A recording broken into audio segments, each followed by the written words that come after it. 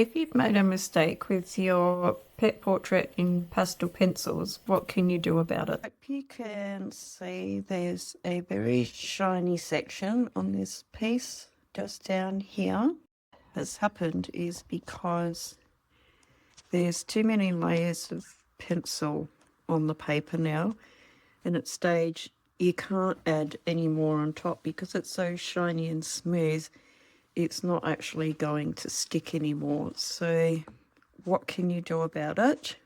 Really, the only option is to get the kneaded eraser and just dab it over that section. That will lift some of that excess pencil off. That's really the only option. And I have done this before, and in the end I had to start the whole piece again.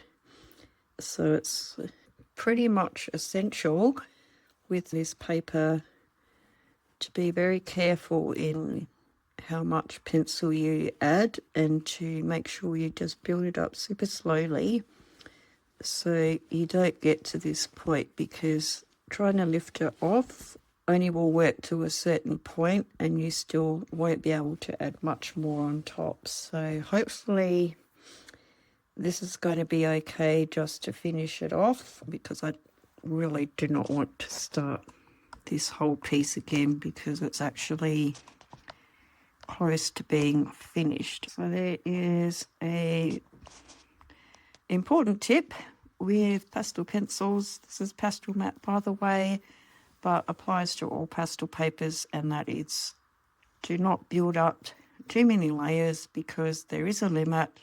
The preferable way to go about drawing a pet portrait and not ending up with too many layers of the wrong colour is to actually plan your colours from the very beginning.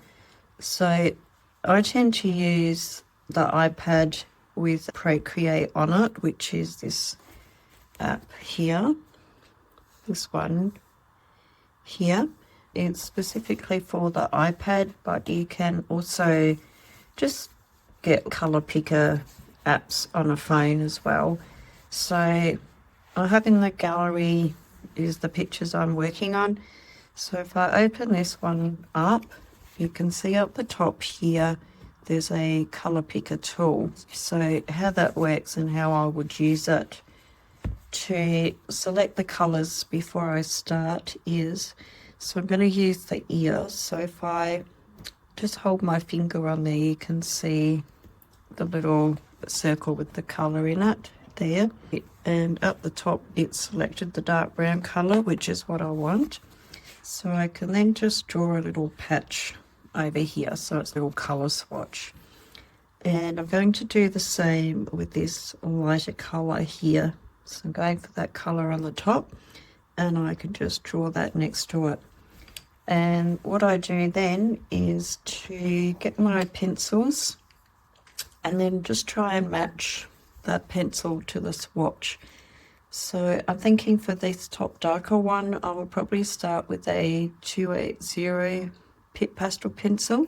So it's fairly close, not perfect, but it's fairly close. And for this lighter brown, this is a Warm Earth 50%. It's actually a Caran d'Ache pastel pencil, but that is an almost perfect match for that one.